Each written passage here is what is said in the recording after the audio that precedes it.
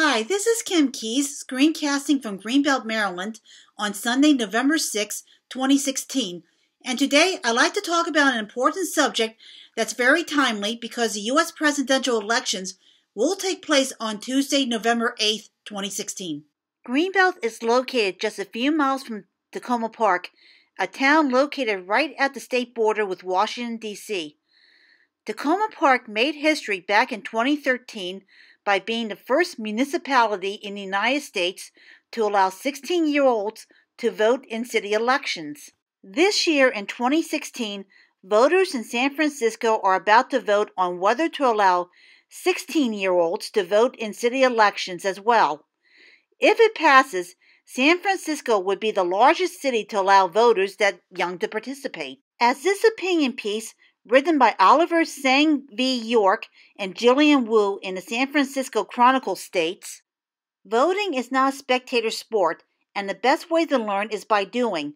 On Tuesday, the San Francisco Board of Supervisors is scheduled to vote on a charter amendment that, if approved by voters in November, would lower the voting age to 16 for municipal elections. Regardless of whether this measure passes or not, the idea of allowing people that young to vote will remain a contentious issue for the coming years." The most common arguments against allowing 16-year-olds to vote are that they are too immature to fully understand why it's important to vote, and they tend to be more apathetic. These critics frequently cite statistics showing that the minimum voting age was lowered to 18 back in the 1970s, and they turn out to be among the age group that's least likely to vote. It's possible that the same could happen if the vote was lowered even further to 16.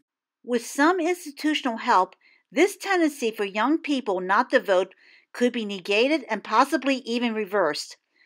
The idea of 16-year-olds voting could be incorporated with the high schools, since the vast majority of young people that age are still high school students. Here's one way that this could be done. My high school had an American government class that was one of the important classes that we needed to pass in order to get our high school diploma. I assume that it's still the case in many high schools across the U.S. If the voter age was lowered to 16, this course could be tweaked by limiting enrollment in that class to sophomores or upper grades who are already either 16 years of age or will turn 16 by the end of the semester. The class itself will be spent learning such things as checks and balances, the functions of the three branches of government, and how a bill gets turned into a law. By the end of the semester, someone from the local voter registration board would send an employee to the class with a bunch of voter registration forms for the students to fill out, then turn into that employee. Soon afterwards, each student would receive his or her first voter registration card in the mail.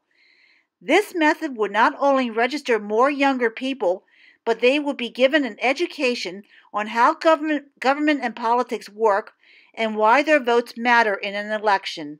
So anyway, that's my take on the issue of lowering the voter age to 16. If you want to agree or disagree with me, feel free to leave a comment below the video. That's it for now. This is Kim Keys signing off in Greenbelt, Maryland. Goodbye.